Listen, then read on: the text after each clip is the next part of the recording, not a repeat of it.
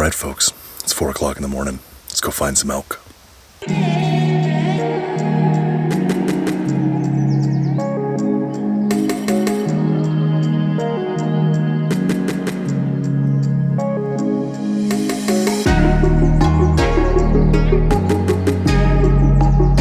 Alright, it's about 5:15. Quadded all the way where I wanted to. Unfortunately, I passed a camp not too far back. The area where I've gone into is like a really big area, so definitely there's lots of room in here. But I was kind of hoping I'd be the only guy down here, and I'm clearly not, but that's all right. So what I've done is I parked the quad, I hiked in maybe a quarter mile in the dark. Hiking's pretty good. I could keep going if I wanted to, but I don't want to bump something in case there's something out there. So I'm going to have a seat, sip on the rest of my coffee, maybe got an hour and a half until it gets light enough to start being able to see and walk around. And the hope is I hear some bugles as they start to get up and start moving around and doing their morning thing. So yeah, just kill some time and hope we hear some bugles. All right, time for the first bugle of 2023. Here goes nothing.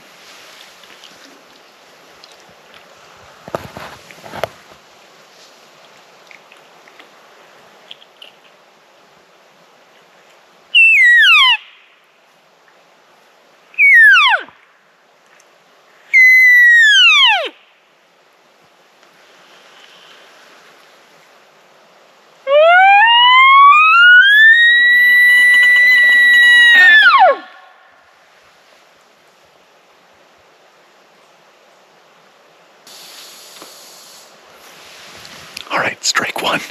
That's okay. We got lots more ground to cover.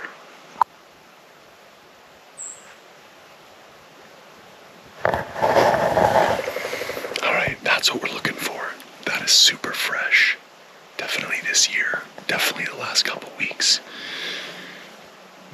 Some decent trails in here.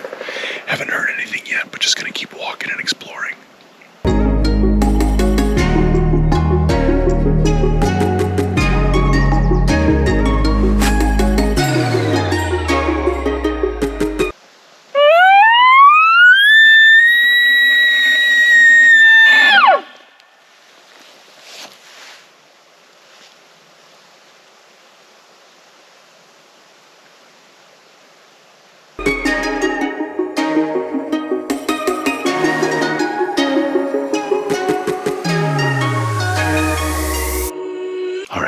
So I just heard a really faint bugle.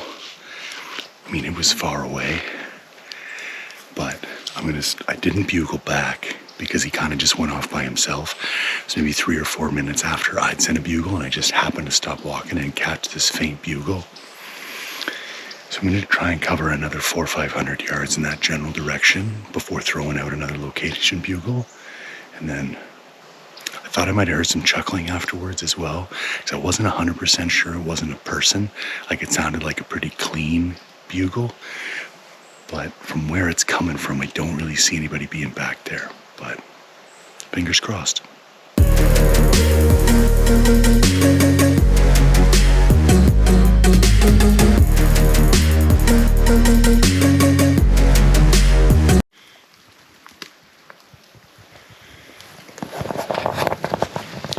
All right, we're getting somewhere now. I just saw another rub about 40 yards behind me. They rubbed on this one so hard. They pushed the whole tree right over. More of a sapling than a tree, but close enough. Now I did hear the bugle again, and similar as last time, I bugled, and it was like 3-4 minutes later. So it's like a very lazy, return. So I'm not getting super excited, but it came from the same general location. So I'm just going to go quiet for quite a ways now and cover as much ground as I can, stopping every, 50, 60 yards just to listen and see if he pipes back up. It's still pretty early. It's just about 8 o'clock, so should still have lots of activity time.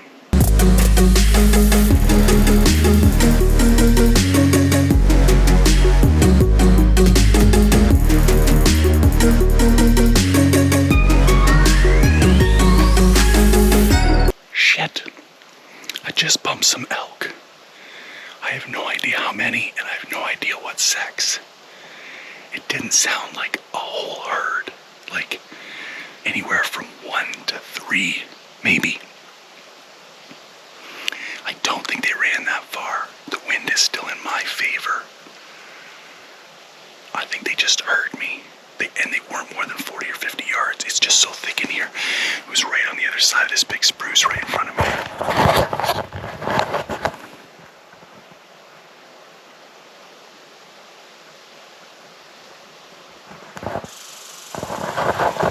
I put out a couple cow calls, and then I bugled. Didn't hear anything. I'm going to hold up for a couple minutes, and then real slowly just start making my way over there and see if I can find where they were bedded.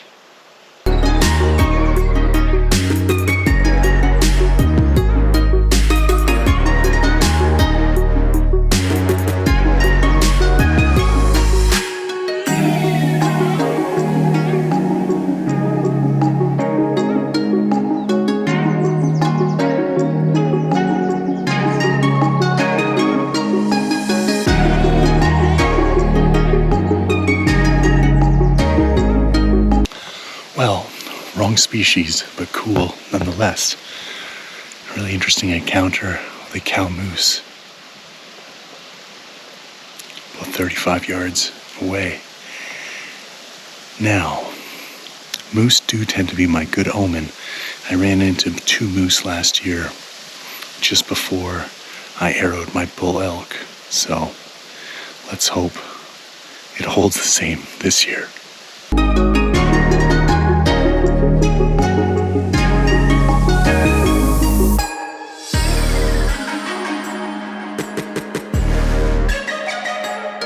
All right, well, that was a pretty eventful morning. It's 20 after 10 now. Got off the water around 5, so 5.5 hours so far. Pretty sure we bumped some elk, ran into a cow moose, heard a ton of bugles, but they're all the same kind of like half-hearted, off in the distance, not really that interested kind of bugles. The best kind of reaction I had was over here off to my right. It still sounds like it's 400 or 500 yards away. I kept walking after that kind of last update there. So I'm going to stop now. I'm going to have breakfast and then just keep hiking. I don't really see a whole lot for action happening between 10 and 2. You never know. But there's a whole bunch of ground to cover up here. And I'd love to see if I could find some more dense sign, like some area where I know they're really active. Because I still haven't found those sweet spots yet. So just keep hiking and hoping.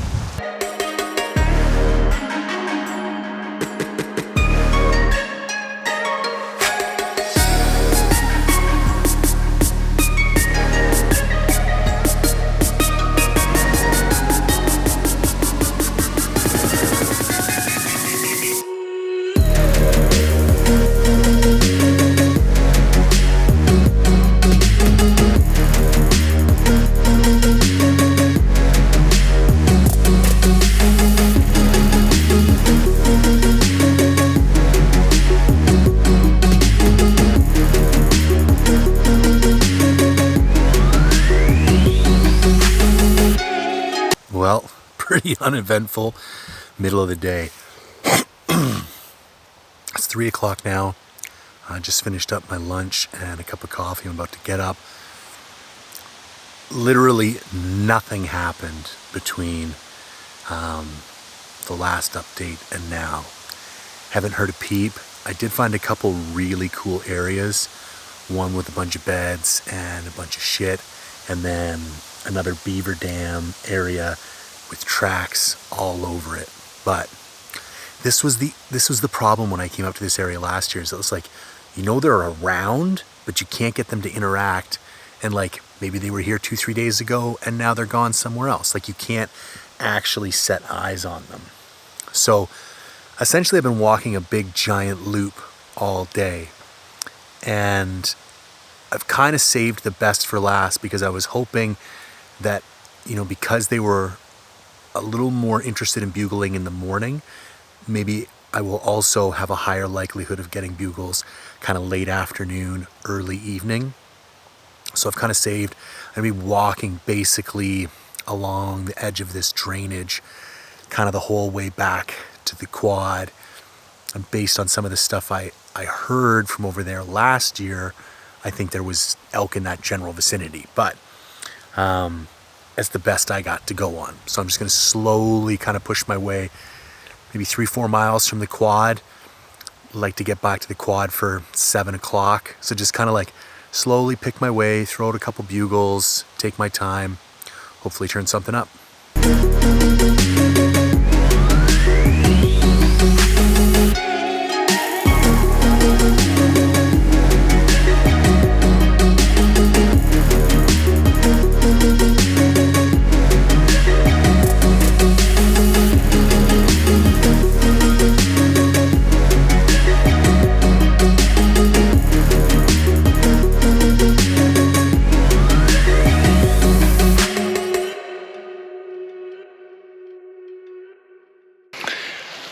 That's the densest group of rubs I've seen yet.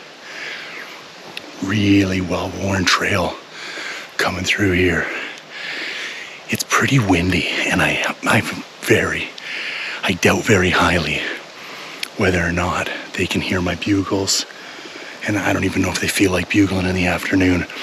This is the kind of place I'd like to come sit at like 5 o'clock in the morning and just sit here for an hour, hour and a half while the sun comes up and see if something happens. The problem is I'm a long way from any trail or road. It'd definitely be a bivvy trip. You'd have to spend the night in order to be right here in the morning. All right, we'll keep looking.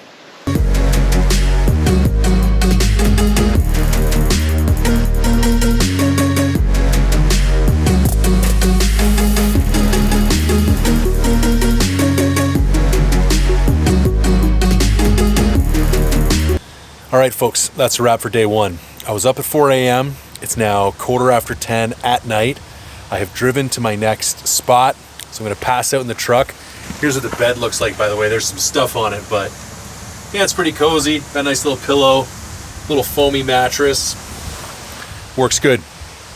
So, I don't have as far to go into this location, so I don't have to get up quite as crazily early tomorrow, but I think I'm gonna 4:30 or 5. We'll see where she goes.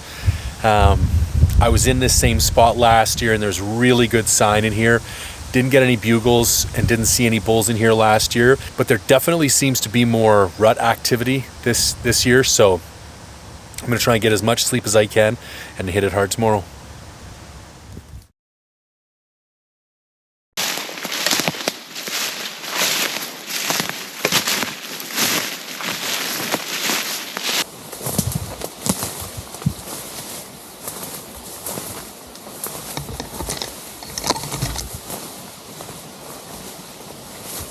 Well, that was not how I was expecting the day to start. It's not an elk, but it's meat in the freezer.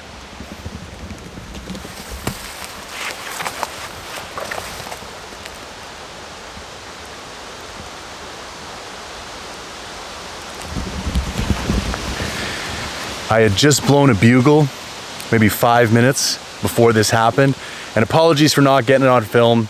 It happened fast. And the priority is always the kill. If I'm able to get it on film, fantastic, but I'm here to hunt first, make a film second. Anyways, I'm walking along, I blow a bugle. I thought I kind of heard something and then nothing. Walk, and then like 10, 12 meters away from me, there's just this explosion of bush. And if you've ever heard a bear run up a tree, it's incredibly loud. It's like they don't dig their nails into the bark, they like smash them in, and you can hear bark pieces falling to the ground. Runs up the tree, stops, another 2-3 meters, stops, another 2-3 meters, gets into like a little crook. And I make the decision, I'm like, I'm shooting this bear. It's only day 2 of the hunt. I got lots of time to hunt for elk. I think if it had been later, it probably would have swayed my decision the other way. Anyways, also it is crazy windy today, which makes for terrible elk hunting because A, they're gonna bed down, and B, they can't hear my bugles and I can't hear their return calls even if they do. So sits up in the crook of a tree, range the bear at 15 meters, full draw, thunk, whack. After my arrow hit the bear, it went up like another 2-3 meters, and I was like, huh, it sounded good. Did I miss? And then I could see it starting to wobble a little bit, and then boom, fell on the ground, let out one moan, dead as a doornail in 5 seconds. Shout out to the Iron Will S125. I love these broadheads. The only drawback is they pass through with so much velocity that because of the angle I was shooting, that arrow is gone forever. So anyways, I'm pretty sure I can get this bear out whole. So I'm gonna gut it and see if I can drag it back to a quad trail I seen a ways back there. I would love to be able to get a whole bear into a processor because I love things like making hams and ossobuco with the shanks and just deboning it. And they don't have as much freedom to do as much cool stuff. So I got to get some work done so I can get back to elk hunting, but we got some meat in the freezer. We're on the board.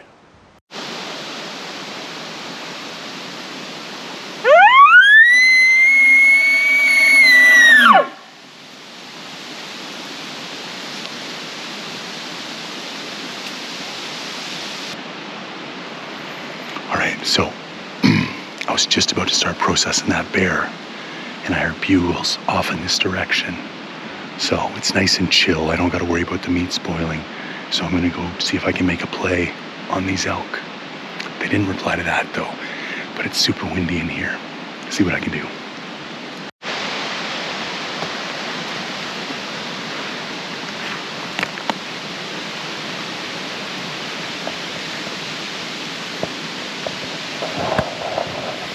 I'd say that's a pretty decent wallow. Gonna keep looking.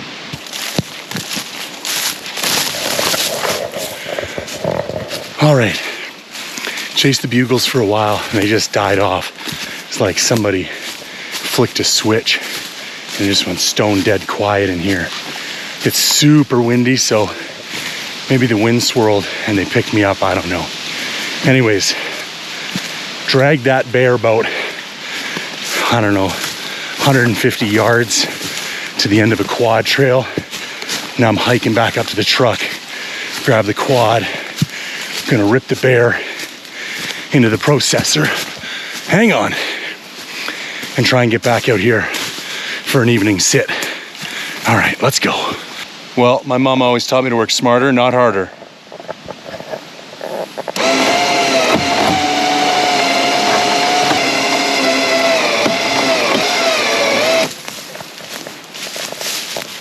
I was not looking forward to dragging that bear up that. I pulled him from about 150, 200 yards over there. Even got him away, got him over this creek. Definitely a lot of work, but worth it. You can see here, this is the onside shot. And remember, I was shooting up at an angle. Blasted through both lungs, no problem. Didn't even hit a rib. Super clean kill. So I'm gonna throw him on the quad, get him back to the truck and into the processor and back to hunting.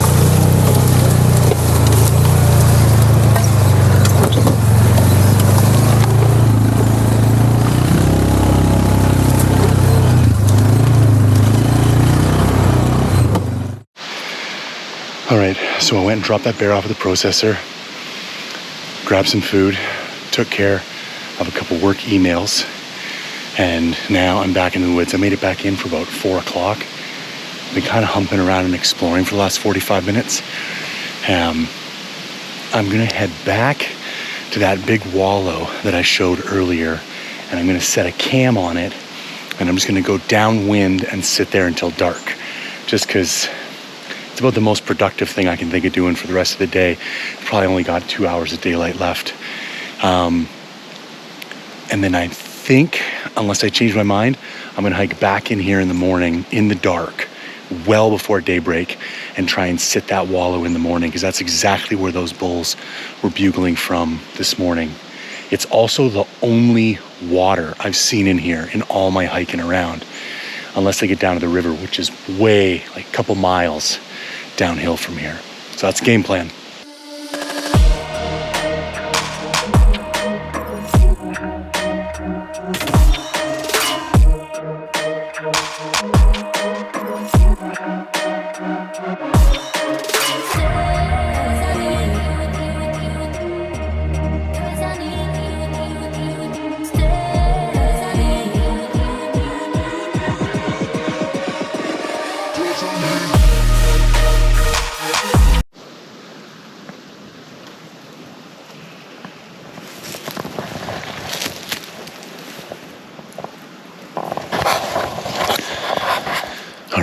Spend all the last 45 minutes, get everything ready for tomorrow, and then the rest of the sit tonight. It is 6:30, so I got about another hour of daylight. So I have one wallow straight over here, and then 90 degrees away, I have another wallow. Both are about 30 yards from me right now, and then I have a big trail going back up this way. I've set a cam at both wallows. Make myself a little seat right here. I can kind of see both, and I can see up this way. So the goal is to hike in the morning in the pitch dark, like 4:30, crazy early, and just sit here. And hopefully I can catch something coming this way or that way. The tricky part about bow hunting in this terrain is that the brush is so thick. It's like you got to make them come to you, or you got to do calling sequences from an area where you actually have, shot lanes. And the trouble I've been having so far is that when you go to them, you're making so much noise. So this is where I heard them bugling from this morning after I shot that bear. So hopefully history will repeat itself. I might even come and just do this a few days in a row. We'll see what I can get on the cams, just play it by ear. So sit here till dark, hike back to the truck, get a good night's sleep.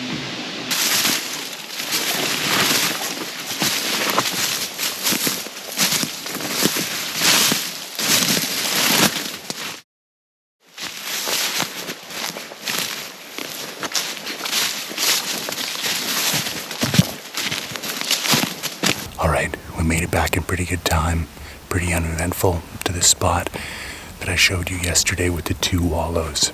Checked both cameras. We got 3 bears on one, nothing on the other. I don't even really know how much that means. But yeah, wind has died down from yesterday. There's still a little bit, which is making it hard to hear, but not nearly as bad as it was yesterday. So the game plan now is just to sit and wait.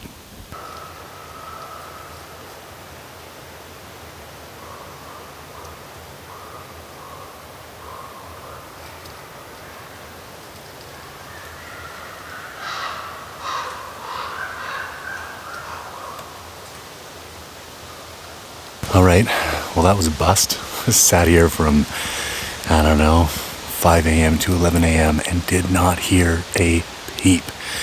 So we're going to change up tactics a little bit. I'm going to hike back out to the truck. I'm going to have lunch, freshen up my gear, and then there's 2 other locations that I'm very interested in, very close to here, that are down by kind of a bigger river. And so I'm going to move the truck, and I've plotted out a big 5-mile loop that I'm going to try and hike this afternoon and see if I can't turn something up down there. And then depending on what I see this afternoon, that'll dictate what my plan is for tomorrow morning. But I'm leaving the 2 cams set up. And I think because of, being in the general area, killing the bear yesterday, stomping all around here for a couple days, I just want to let it settle down.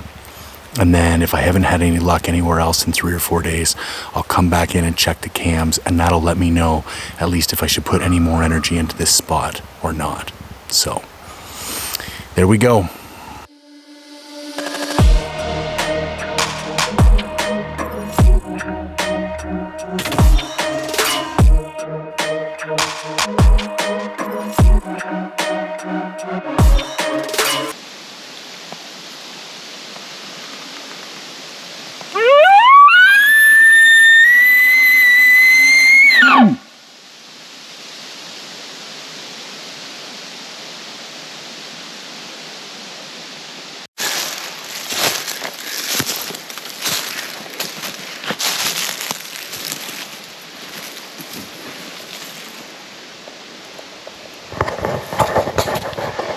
See, this is why I have such a love-hate relationship with this place.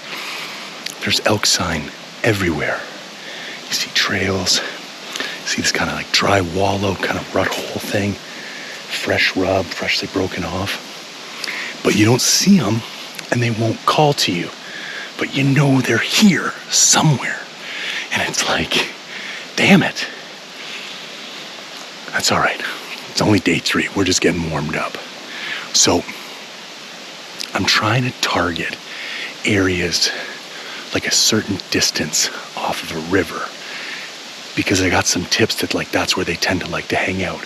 And I'm coming down this real kind of steep, long drawn out kind of embankment. And I'm hoping that in another, maybe quarter to half mile, this is gonna level out into a nice big bench. And my gut says that's where they are. But I guess we'll find out, won't we?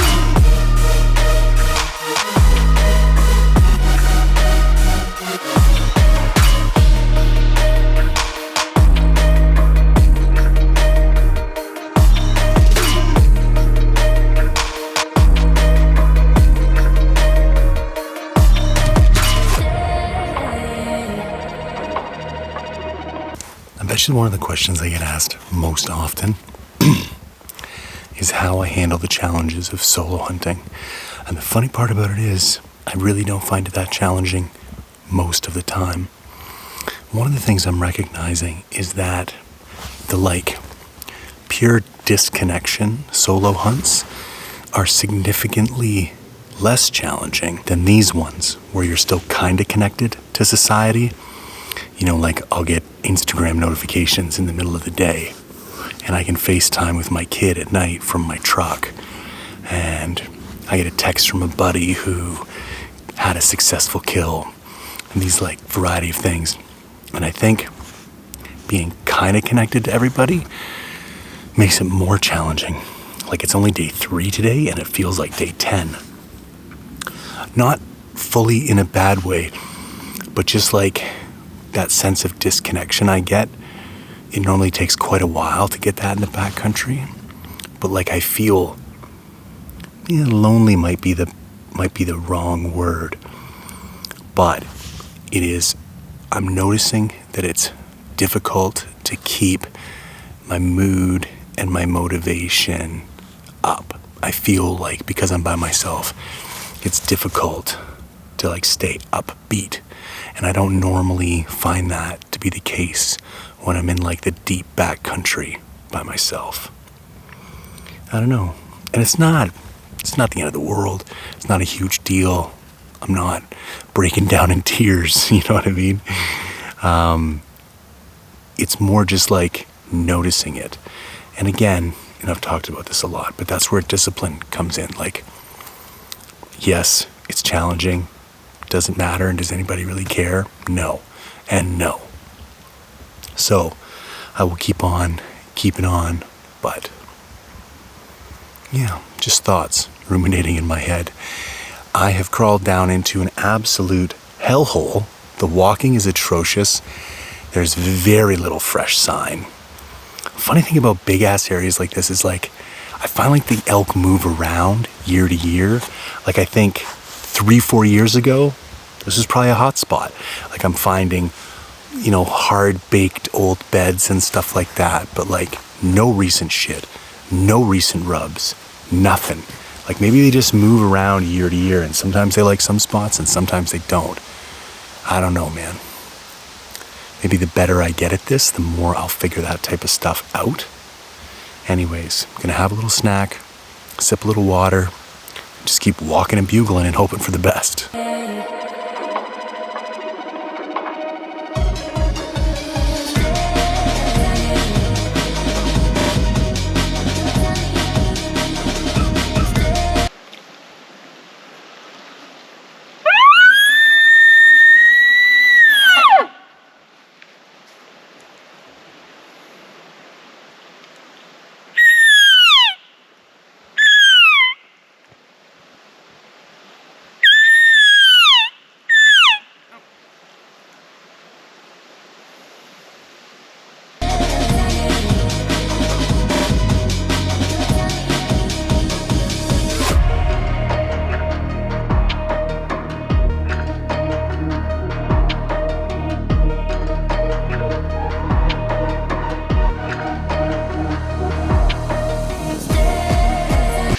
spent a lot of years working in the bush. I've spent a fair few years hunting now.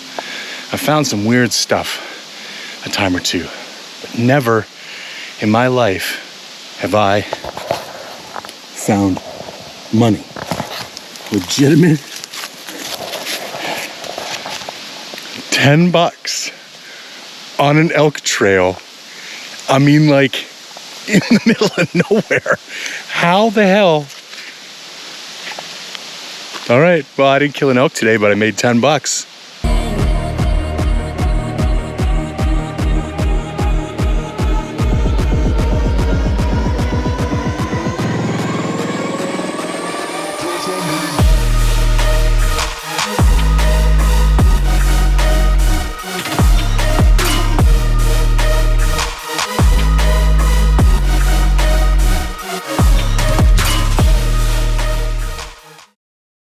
We stretch time,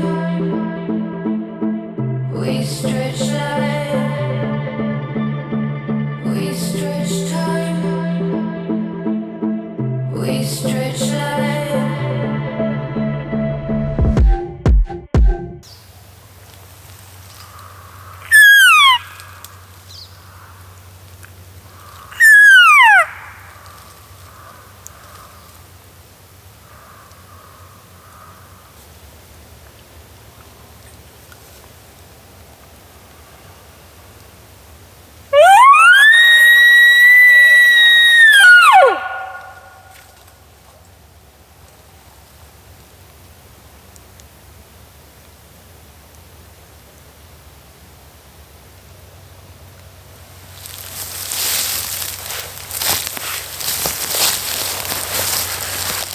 All right, I picked up and moved halfway across the unit last night.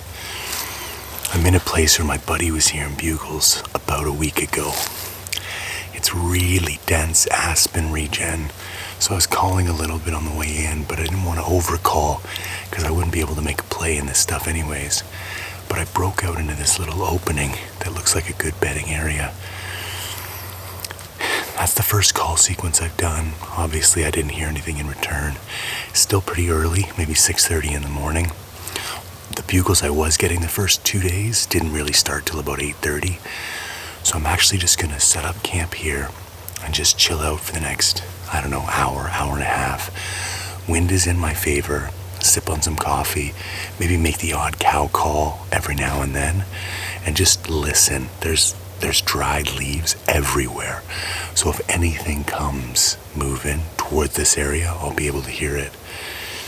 And I'll just try and be patient. Hopefully something turns up.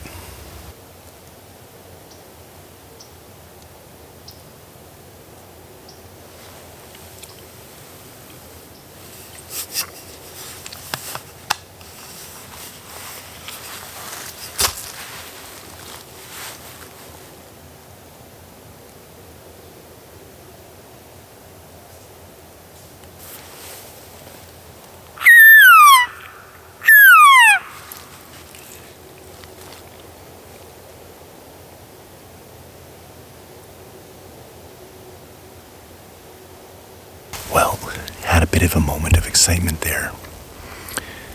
I swore I heard something crashing, not crashing, but like crunching through the brush over there. And like when you hear big gamey animals coming through and they like step on logs and stuff, the way they crack, it's not like any other sounds you would hear. But it was still a ways over there and it stopped, and that was 10-15 minutes ago. And I thought I heard a little something over here, but it's like I don't even know if my mind's just playing tricks on me. I've been here for about an hour and 20 minutes so far. Give it another hour, and then we'll see. Come up with a plan B.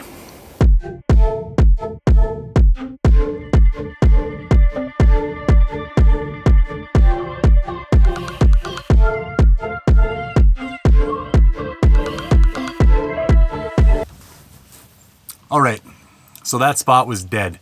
It's the second time I've been in there. I was in there last year and kind of got the same response, which is not a whole lot of response.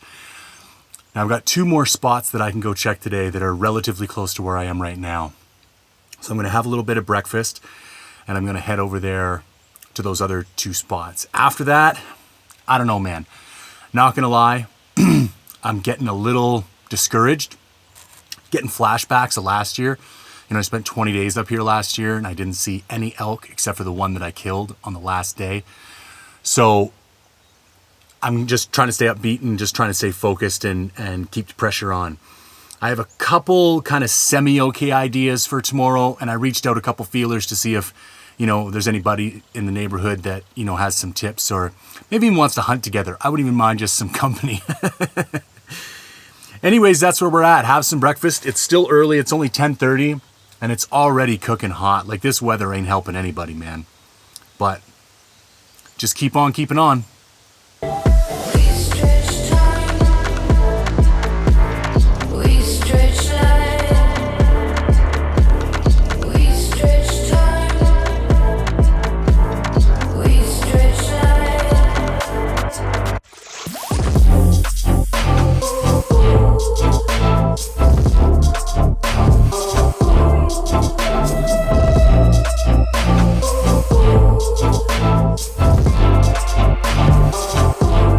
Today is one of those days where hunting the area I'm currently hunting, it just about does your head in. The last 3 spots in a row that I went to, there were camps at the trailheads that I needed to access to get into those areas. And yes, this is a heavily pressured area because it's one of the rare spots in British Columbia where you can hunt less than a 6-point elk, but it's been pretty decent. But today's Friday, and I think the shit show just got to town, man, because everywhere I turn, there's dudes. And even this road I'm on now, as I got to the head of it, there was a guy coming out on a UTV. So I know he came in here and blasted all around, but I got nothing else for today. So I'm gonna do my best. And I'm gonna do what I know how to do best, and that's park the quad and go off and hike, which I know most of these guys aren't doing. So yeah, a little frustrated, a little bitter, but what are you gonna do? We're still hunting, so here we go.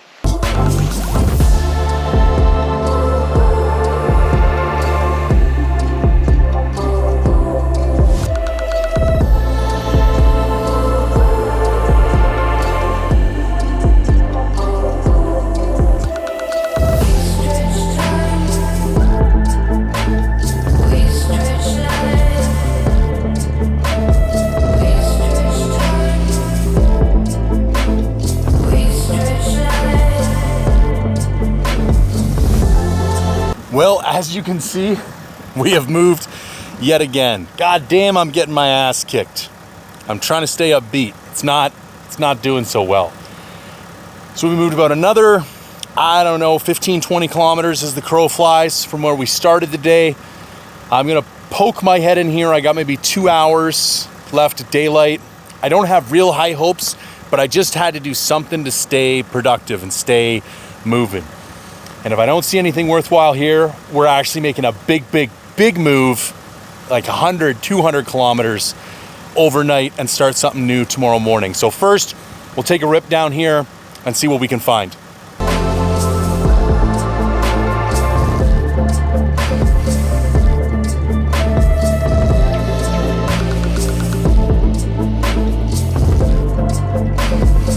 So that quad ride took about an hour, which was much longer than expected. And somewhere between the time I left and the time I got back in here, gale force winds have picked up, which, if you've never tried bugling for elk before, it is not ideal circumstances. Anyways, going for a quick hike. I don't know how much I'll be able to bugle and get responses, but at least I could go see if there's any fresh sign. This is a different river system. I'm gonna see how close I can get to it. All right, wish me luck.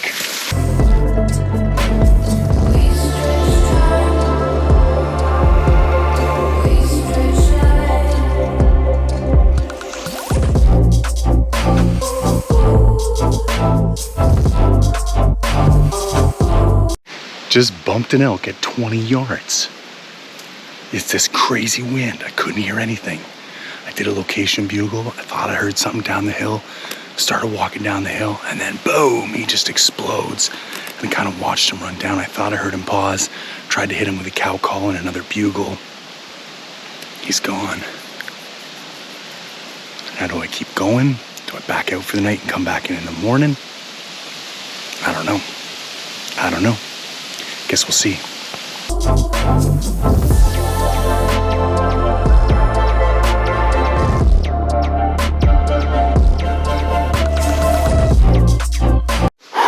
Why do I always pick like the gnarliest hellholes to end the day off with? All the way down, all the way across, all the way back up. So listen, there's nothing down there. I mean, I did not find one rub. I did not find one fresh trail. I didn't find a single pile of elk shit. Nothing. So that thing I bumped, I mean, it was definitely an elk. I did not see antlers, but I saw a hide and I saw a general outline and shape. It wasn't a deer. And there are grazing permissions in some of these places, so you got to be careful about. Sometimes you see a cow, and it's definitely not a cow. It was an elk, but I don't know if it was a cow elk or a bull elk. I didn't see any antlers, but I also didn't see a head, so I can't say there was no antlers. I can only say I didn't see any. So now what to do tomorrow? Answer is, I don't know. There's two options. Go sit in a place I've already been and just sit there all day, or bounce to somewhere new. I'm gonna think about it on the quad ride back and make up my mind at the truck. We stretch time. We stretch life. We stretch time. We stretch life.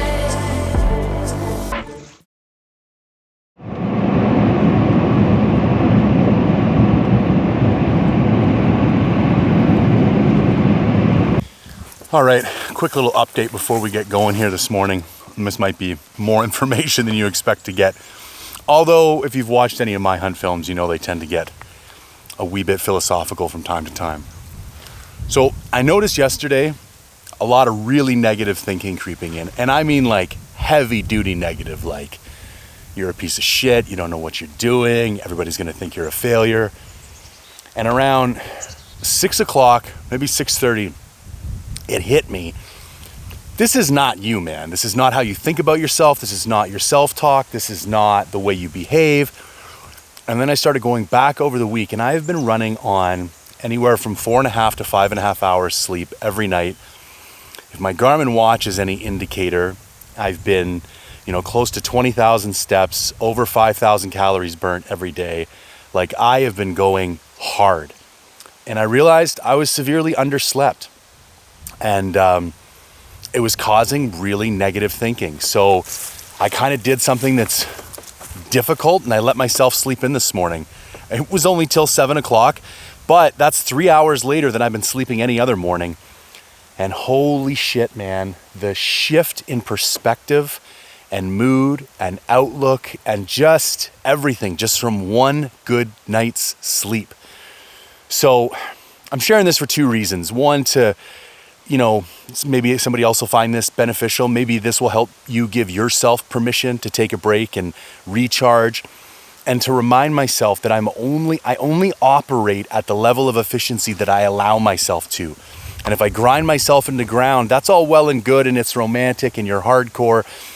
But if you become ineffective because of how far you push yourself, that's not good either. So yeah, I feel like a brand new man today. I'm excited.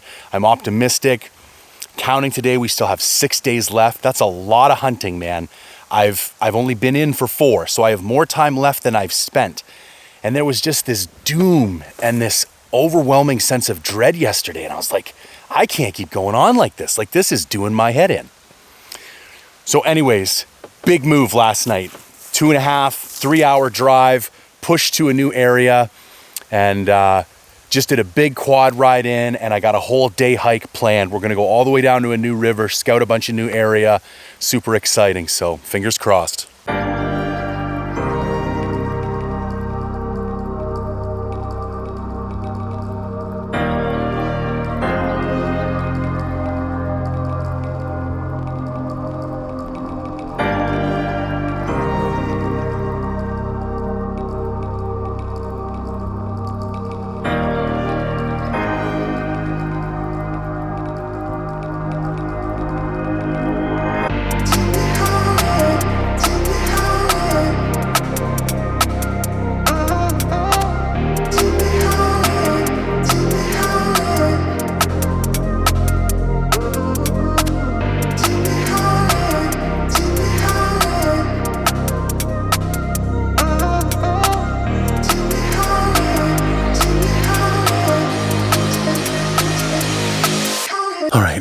about a 2-hour hike to get down here.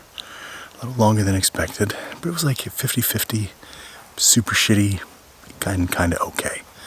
I'm pretty interested in seeing if I can find a different route back up, but it may entail a long-ass walk to go pick up the quad, because I would come out someplace completely different. But we'll debate that later on. So I got to the point on the map where I want to be, but it is vastly different than what I thought it would be. It's like really kind of semi-arid, aspen, and then there's some of this spruce down in the bottom country. But I thought it would be more like river bottom stuff, like dark, closed canopy, more conifer, a little more lush. There's also a significant hill between me and the river, so that could account for, the differences in timber type that I'm seeing compared to what I was expecting. Either way, I'm going to call a little bit, I'm going to have a little bit of lunch, and I'm just going to sit and chill. It's kind of like the middle of the day, so there's not a lot going on. And then I got a big loop plan for the afternoon, and I don't really want to hit that kind of prime country for like another hour and a half. So I'm just chill out here for a bit, rest, relax, keep my ears and eyes open, and who knows, maybe someone will come walking by.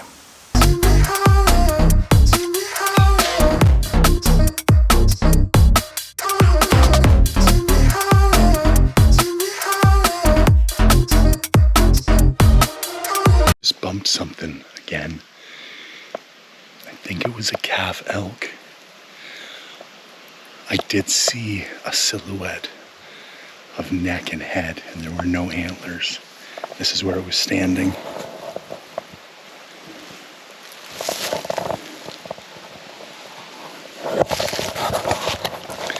I kind of saw it through that opening. I was back this way, looking forward. And that's the problem with hunting this thick shit. When they don't call, there's just no way you're gonna randomly sneak up on one. I literally was having lunch 150 yards back there. Like I just got up, started walking 2 minutes ago. Shit. See if now I'm getting closer to the river, maybe I'll start picking up more sign.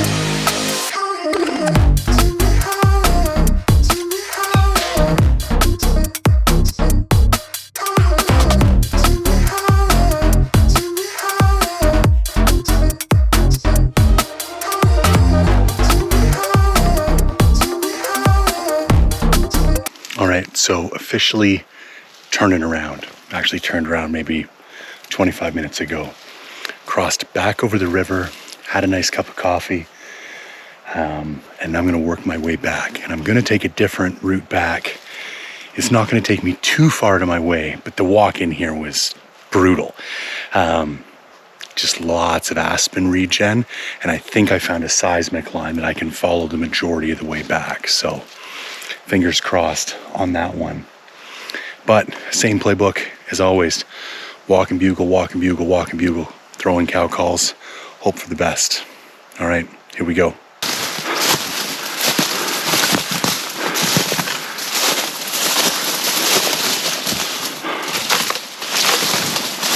So if you're from BC, you can ignore the next, 45 seconds. But for people who aren't from BC, there's these things called seismic lines that people use for oil and gas exploration.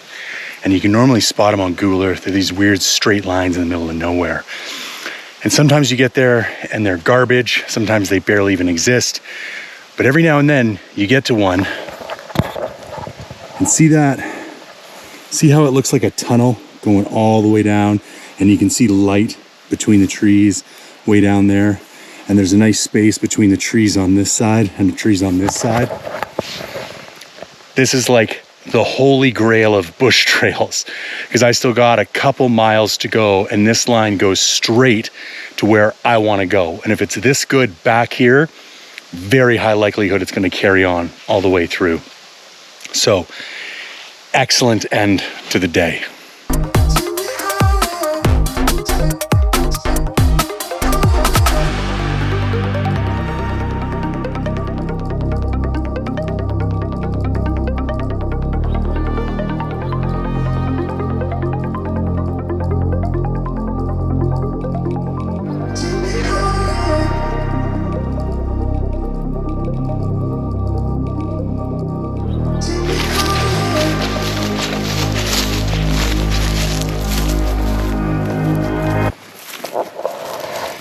There she is, sight for sore eyes. God damn, do I love this machine.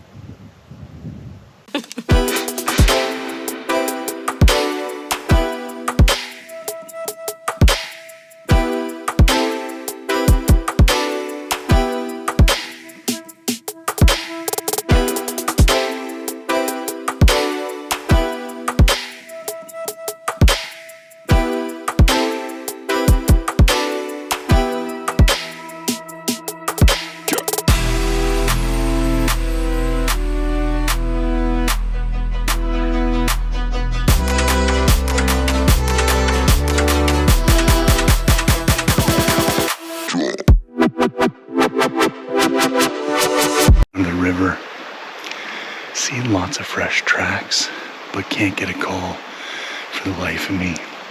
And this is the frustrating part. Like, I know they're around. So is it that they just don't want to talk, or is this something that I'm doing wrong? Now, the calls I was making for the first 2 days were getting me bugles. I'm still making the same kind of calls. So you would think it's not necessarily what I'm doing. I'm sure I could improve, but the general principle should be good enough. I don't know. I just keep walking and walking and calling and calling. It's just, yeah, gets a little depressing after a while. Like, you just like to hear something. Even if you don't get a play, just let me know you're around. Because I feel like they're out there. They just don't want to talk.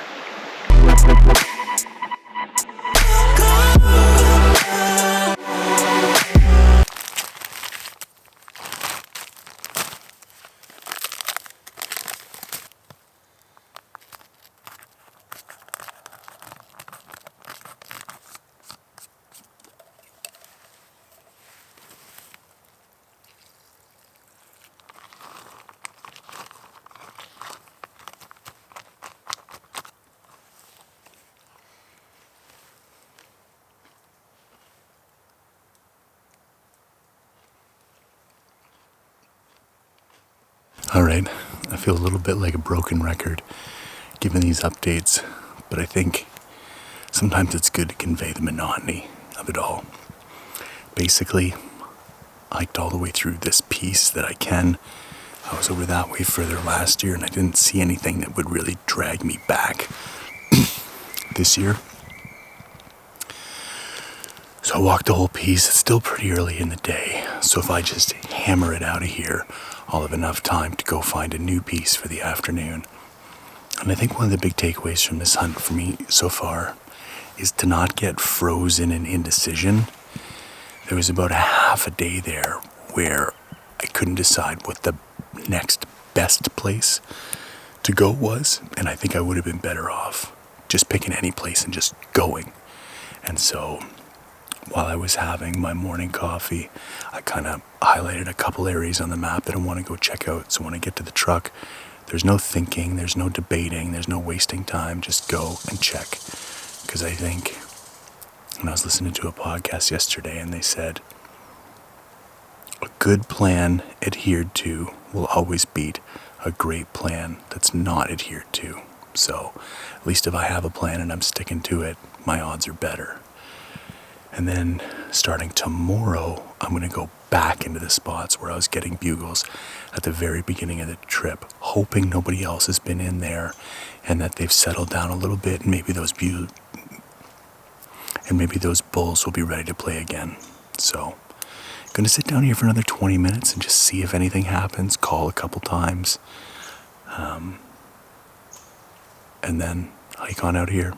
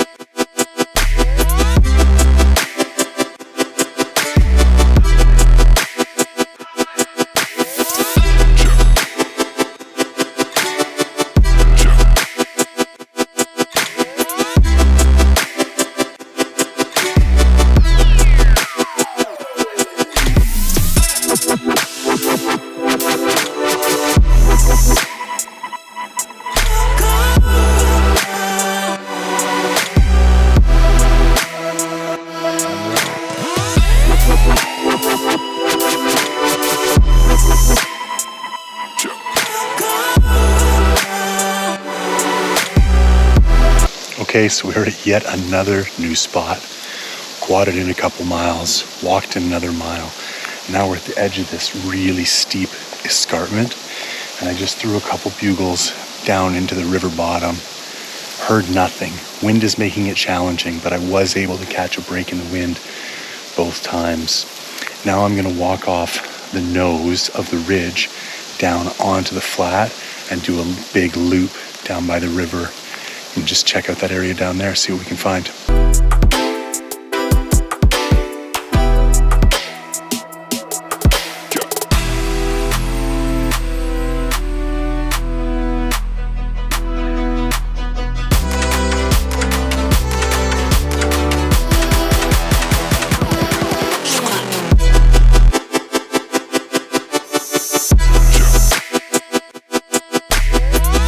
I hiked all the way down to the river again and threw in a couple bugles. No dice. Wind is still steady, but it does break, and when a break in a bugle, it definitely stays low enough where if somebody responded, I would hear. So I'm going to sit here for 10 more minutes, just listen, and then hightail it back to the quad.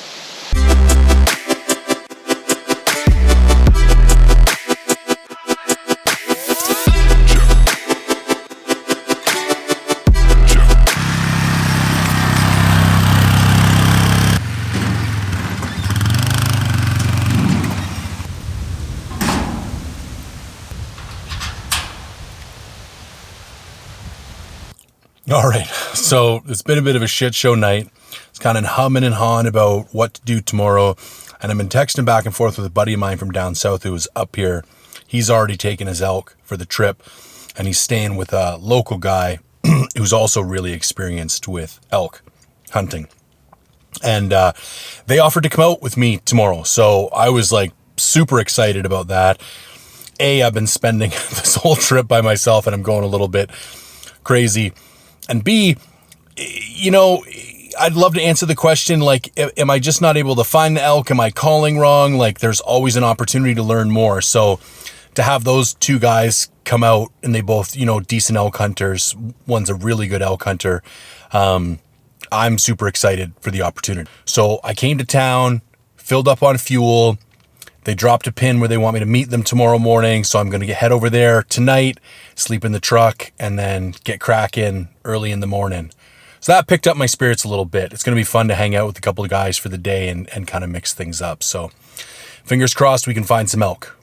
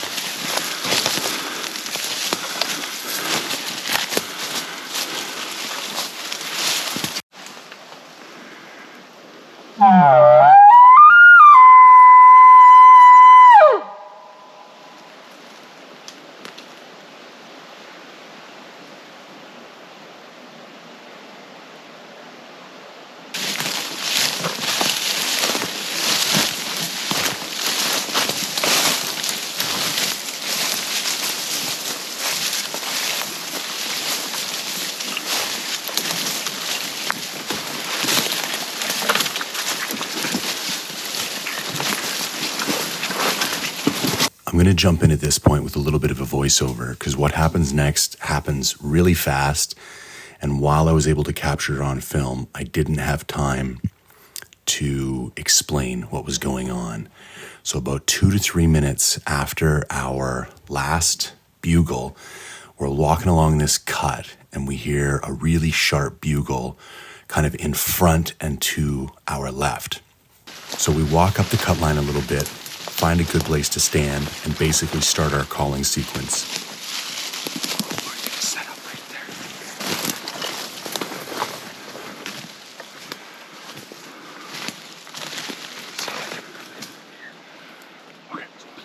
Okay.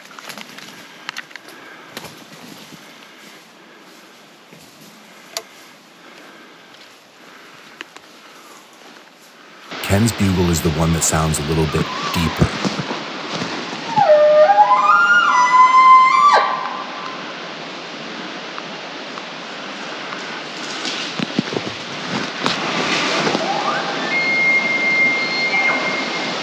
That's the elk that we're going back and forth with.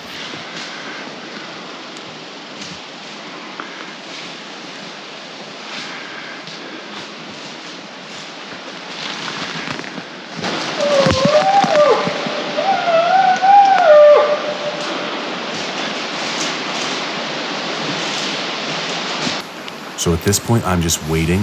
I can hear sticks popping. I know the elk is getting close.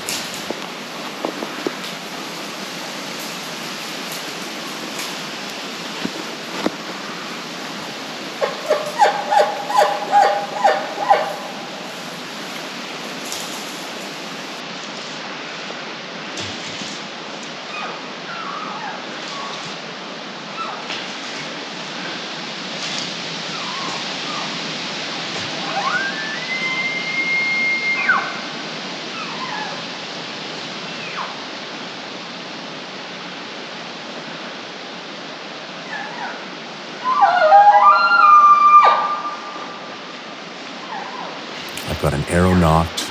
I use a hinge release. I've got it clipped to the string. Ken and Nick are doing a fantastic job of sounding like a bull with some cows. And I can tell based on the proximity to the other bull's bugles, he's definitely interested and definitely on his way.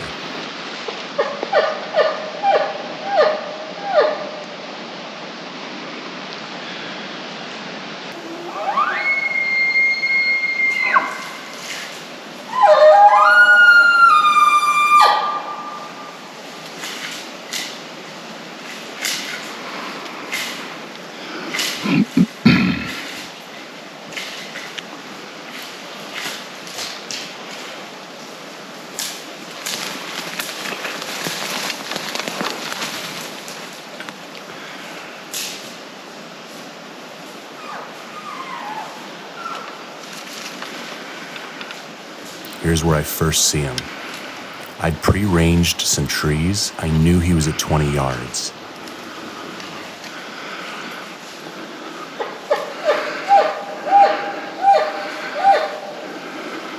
Now here, unfortunately, I look down and my peep sight is twisted completely. I can't see through it. I did feel comfortable taking a frontal here. It doesn't look like it from this angle, but I did have a window. And I'm like, I just can't.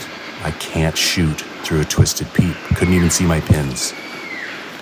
So I'm trying to figure out some way to come down.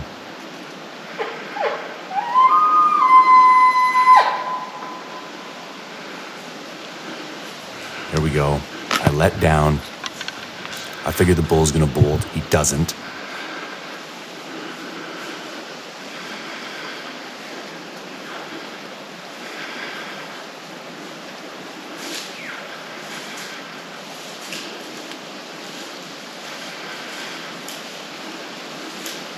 So I get my peep twisted.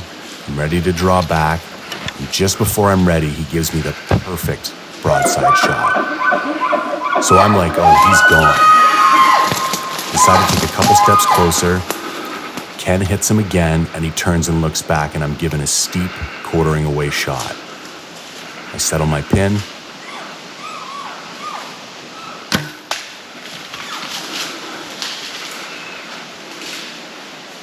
At this point, I hear the bull take like 4 to 5 good big running steps, and then I hear nothing. I don't hear a crash. I don't hear running. I feel pretty good about my hit.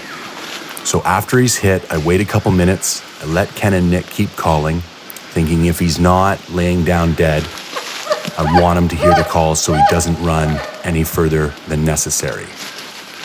Then I call Ken and Nick to come up, and we decide to give the bull 45 minutes, and then I'll let the rest unfold as it did.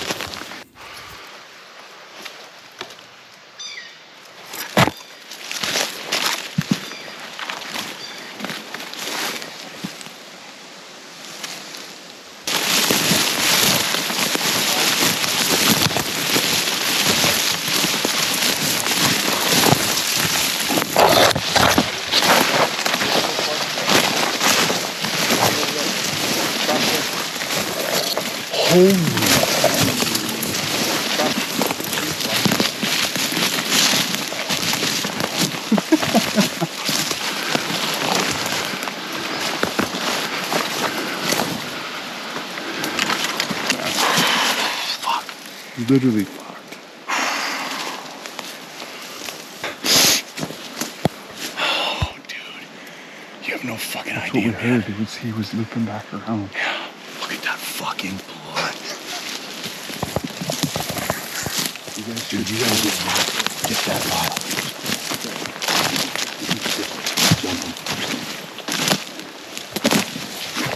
What the fuck is that? He must have stood here for a while. Let's.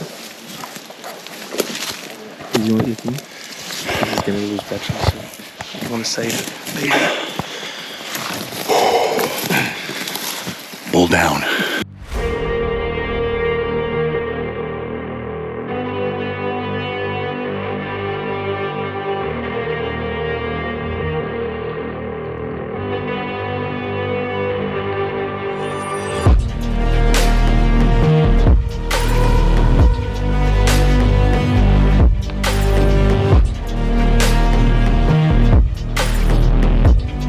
Okay, so like I mentioned last night, Nick had reached out and his buddy Ken was going to come out and we were going to hunt together today. So it's still pretty early in the morning. What is it, like quarter after 8 or something?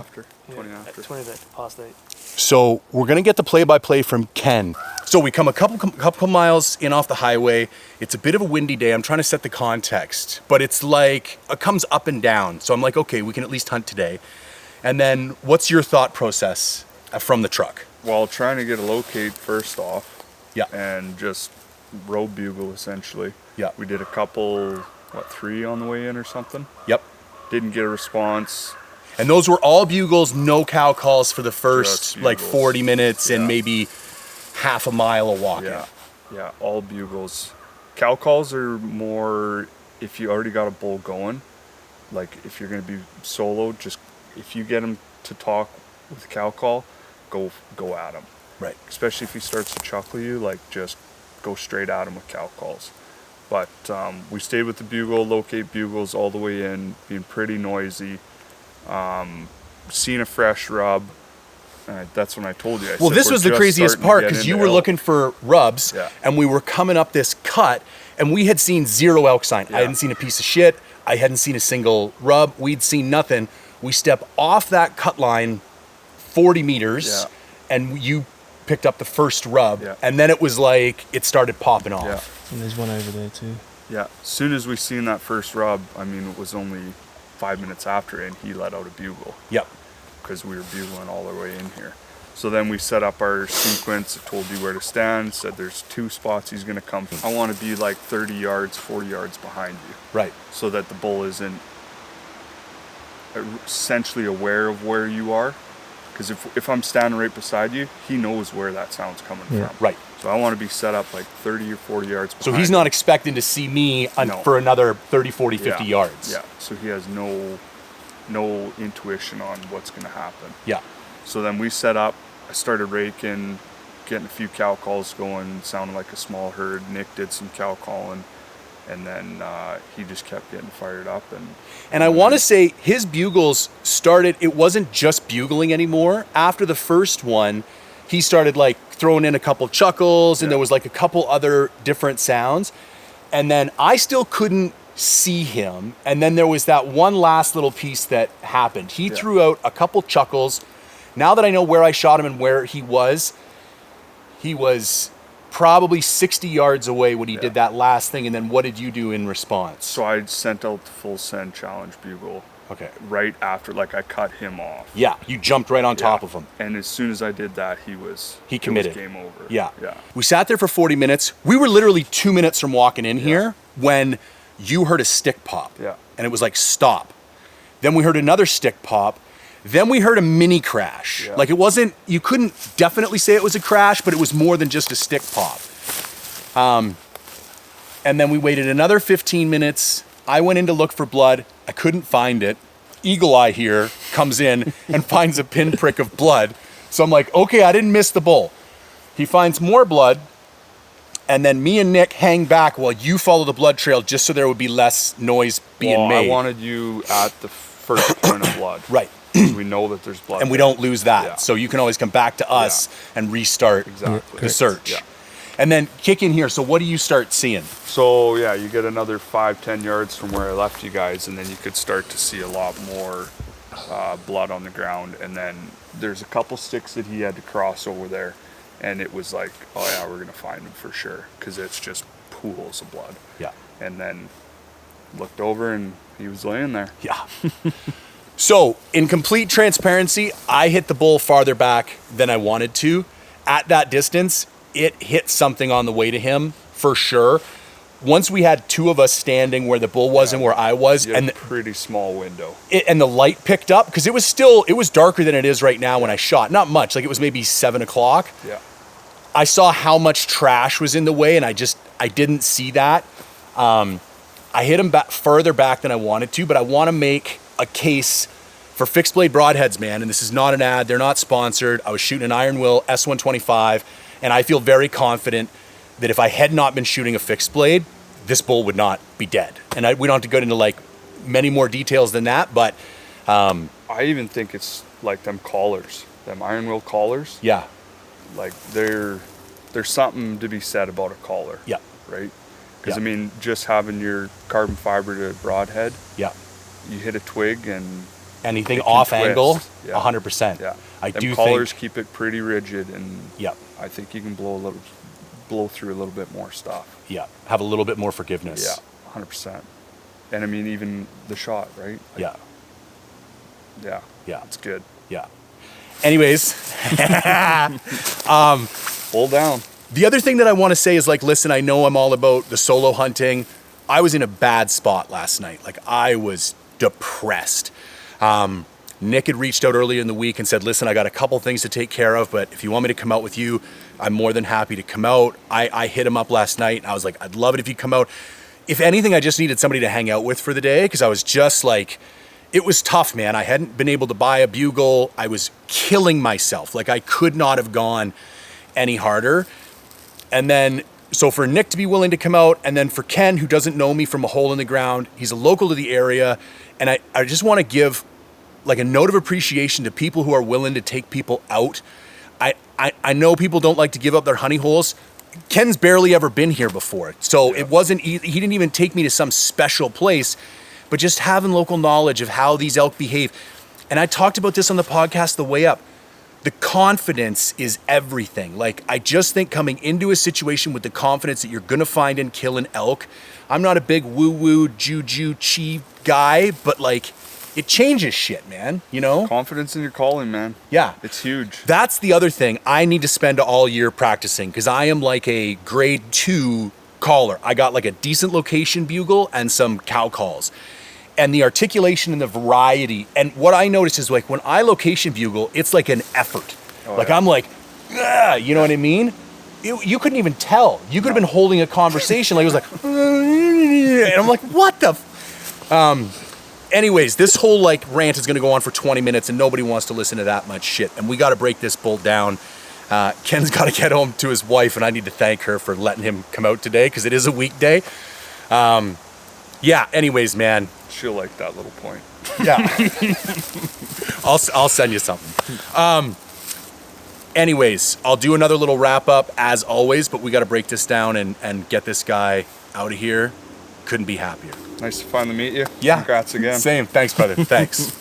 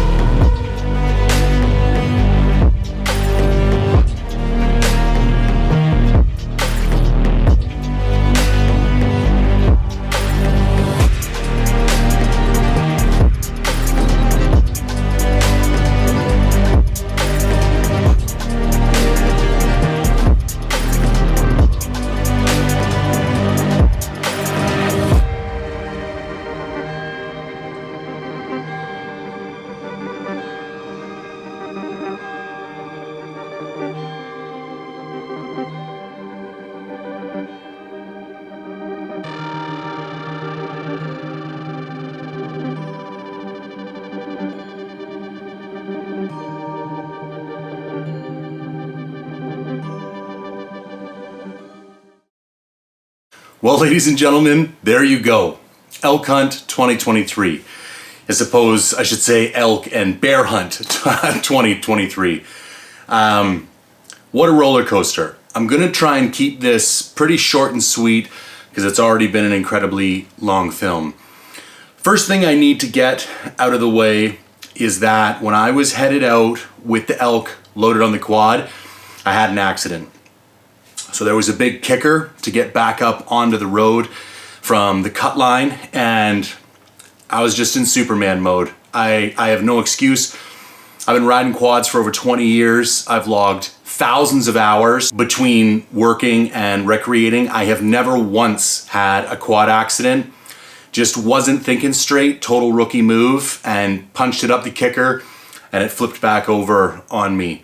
Pretty serious injury to my left knee. I went to the hospital once, but the swelling was so bad they couldn't get an appropriate diagnosis. So I'm gonna have to go back in next week. Definitely tore some stuff, but luckily no bones are broken and nobody was seriously injured, and none of the equipment was seriously injured. Even the quad is okay, you know, a bit of a bent front rack. I'm gonna go into more detail on kind of why I think that happened and what I can do in the future to prevent that on my podcast. But I didn't want to seem like I was trying to cover that up on the film. I think it's really important to be open and honest about the mistakes that we make out there, that I make out there, especially when I'm making films. My goal is never to paint this all, you know, rosy and make it look like everything's perfect out there and I never make any mistakes. So I want to try and be as upfront, as honest as possible. However, that being said, in the grand scheme of things, a knee is a knee and it will heal, and I got my elk, so I could not be happier. I want to take a brief moment to kind of talk about the philosophical aspects of the film, and then I'm going to dive into some of the more strategic lessons that I learned. So you'll notice the film is called Unbroken. And there's a bit of a double meaning to that. The first one is, one of my goals has always been to be a consistent hunter. For me, that's almost more important than trophy class. One of the hallmarks of a great hunter, to me, is someone who's able to go out year after year and come home with a full cooler.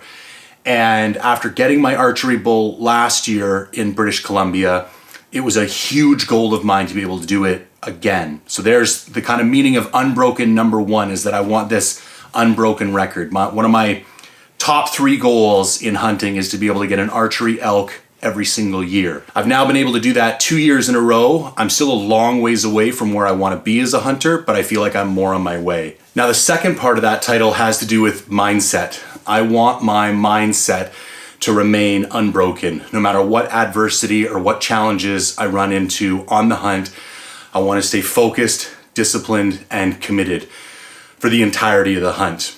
And I feel like I excelled at that this hunt. I got my ass kicked in a fairly major way for most of the time up there, but I never quit. I never took my foot off the gas. And at the end of the day, that proved to be beneficial.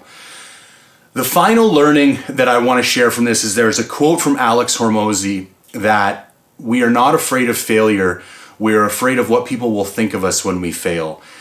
And again, to be completely transparent, I beat the hell out of myself psychologically on this hunt because I set such a high standard, and I'll admit I let the whole YouTube, Instagram, making hunt film thing get to me.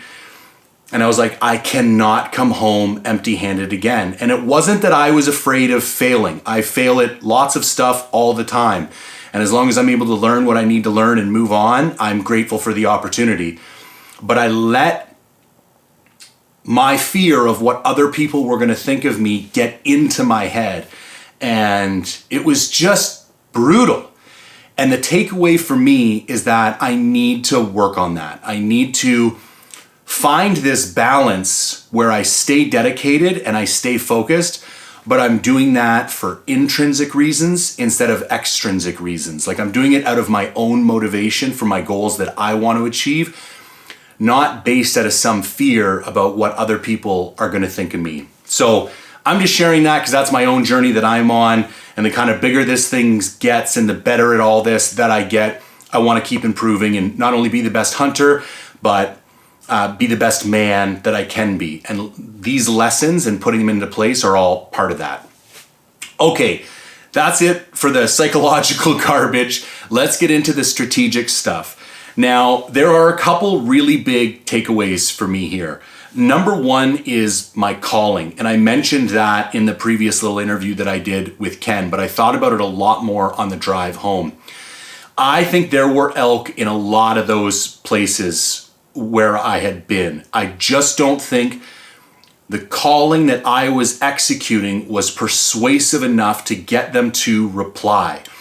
And listening to the articulation and the variety in Ken's calling, I want to put it like this. For any of you who have ever thought you were good at something, it could be a sport, it could be writing, it could be giving presentations like public speaking, it could be like a math or a science, something that you've been kind of sheltered, but you think you're good at, and then you go and hang out with a master. And you were like, it just destroys your whole worldview, and you can't believe that you even thought you were good at it. That's how I feel after hanging out with Ken. Again, I've highlighted this many times. One of the problems is that I don't get a chance to hunt with super experienced hunters. I've been trying, and it's just very challenging to find those opportunities. So when I got a chance to hunt with Ken and see the proficiency of his calling, it really highlighted to me, okay, I've got these other boxes checked. I've got good locations, I've got good equipment, I've got the mindset, I've got the archery skill, but like the thing that is lacking, or the thing that is lacking the most, or the thing that needs my attention the most is my calling. So for me, the bugle tube and the diaphragm are staying in the truck all year.